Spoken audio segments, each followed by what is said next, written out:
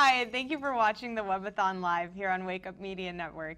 I'm sitting here with Dr. Peter Pry, and this is my second interview with you, so I'm so glad that you're back here sitting with me talking about EMP stuff. Well, thank you so much for having me back. I love to be interviewed by you. Oh, well, thank you. And it was so awesome to have you at the gala event last night. What do you feel was the most powerful thing that Dr. Ben Carson had to say to the audience last night during the event? I think his call for people to return to traditional values of self-reliance, education, not in the idea of spending money uselessly and wasting that on teachers' unions, but the people take responsibility for their own education, the way Lincoln did, by strapping down and reading books, reading lots of books, and taking responsibility to get yourself educated, both in the affairs of your nation and for a future career, which is what his own personal life experience was, which should be an inspiration to us all. Here was a man who started off who considered himself to be an inferior person in school, but it was by his own efforts that he managed to raise himself up, and now today he's a neurosurgeon and a possible future president of the United States.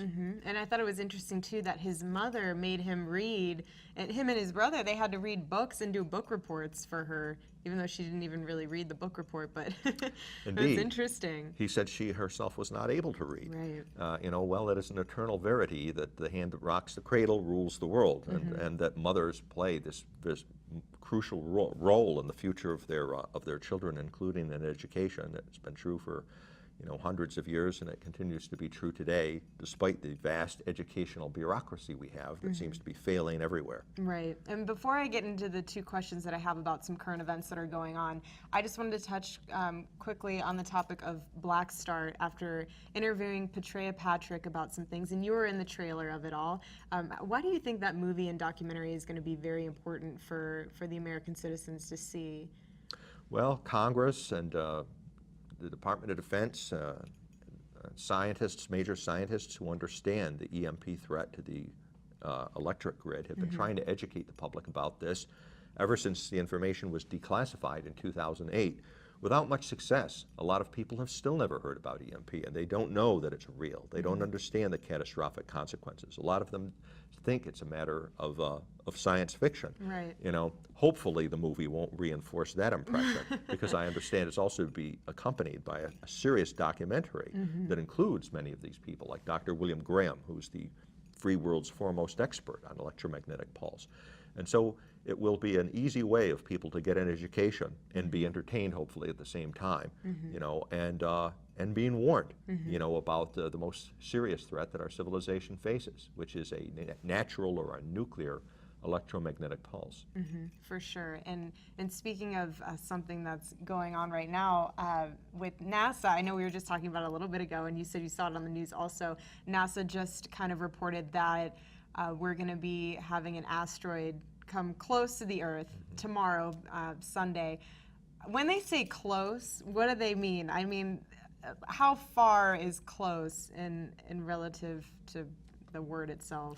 Well, I've been on airplanes and pretty much cut off from the world myself, traveling here to Phoenix and then going on to San Francisco for grid security conferences. So I really don't know much more than you do. Yeah. I don't know the details and what they meant by close. Close could mean a lot of things. It might be outside the orbit of the moon, which would be close for for an asteroid to pass us by. Or it could be dangerously close, like coming at us from inside the orbit of the moon, as happened with the, not that long ago, with two meteors that, from the asteroid belt, one of which, actually entered the Earth's atmosphere and detonated over the Russian city of Chelyabinsk, had the equivalent of being a 500 kiloton nuclear explosion, and could have wiped out the whole city had it struck the Earth, but fortunately it detonated in the high atmosphere. It did cause injuries and shattered glass everywhere, but we didn't see that one coming. It was the smaller one that entered the atmosphere that was accompanying the big one, and we didn't even know about that. So it shows that these things are potentially dangerous too. Just like an EMP, it was a kind of thing that's been dismissed as science fiction, and And yet, a couple of years ago, we had a real close encounter that actually caused some damage in a Russian city, and now we've got another one that's on the radar screen. Right.